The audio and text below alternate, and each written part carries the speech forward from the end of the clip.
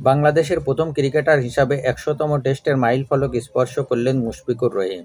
Test ক্রিকেটের জন্ম হয়েছিল ১৮৭৭ সালে। মেলবোর্নে অনুষ্ঠিত অস্ট্রেলিয়া ও ইংল্যান্ডের মধ্যকার ওই টেস্টেই প্রথম সেঞ্চুরিয়ানকে পেয়ে যায় টেস্ট ক্রিকেট।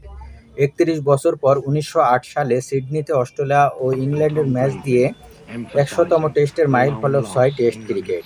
এক বছর পর প্রথম দল হিসাবে ১০০তম টেস্ট খেলে ইংল্যান্ড। তবে প্রথম কোনো খেলোয়াড়কে ১০০তম টেস্ট ম্যাচ খেলতে দেখতে টেস্ট ক্রিকেটকে অপেক্ষা করতে হয় ১৯৬৮ সাল পর্যন্ত। টনে ইতিহাসের ৬৩৯তম টেস্টে এসে প্রথম খেলোয়াড় হিসাবে ১০০তম টেস্ট খেলেন ইংল্যান্ডের অধিনায়ক মাইকেল কলিন কাউন্টি। অস্ট্রেলিয়ার বিপক্ষে ম্যাচের প্রথম ইনিংসে সেঞ্চুরিও পেয়ে যান ইংলিশ অধিনায়ক। এরপর আরও ৮৩ জন ক্রিকেটার খেলেছেন ১০০ বা এর চেয়ে বেশি টেস্ট।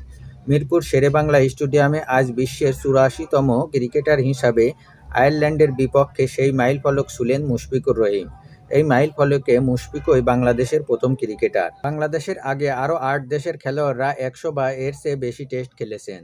সবচেয়ে বেশি ১৭ জন ক্রিকেটার ১০০ বা এর চেয়ে বেশি টেস্ট খেলেছেন ইংল্যান্ডের। ১০০ টেস্টের ক্লাবে দ্বিতীয় সর্বোচ্চ ১৬ জন অস্ট্রেলিয়ার এবং তৃতীয় সর্বোচ্চ ১৪ জন ভারতের।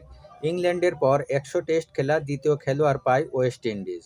১৯৮৪ সালে ওয়েস্ট ইন্ডিজের দুইবারের বিশ্বকাপ জয়ী অধিনায়ক ক্লাইভ লয়েড ১০০তম টেস্ট ম্যাচ খেলার মাইলফলক স্পর্শ করেন। ওই বছরই ভারত পেয়ে যায় তাদের প্রথম ১০০ টেস্ট খেলা খেলোয়াড় সুনীল গাভাস্কারকে।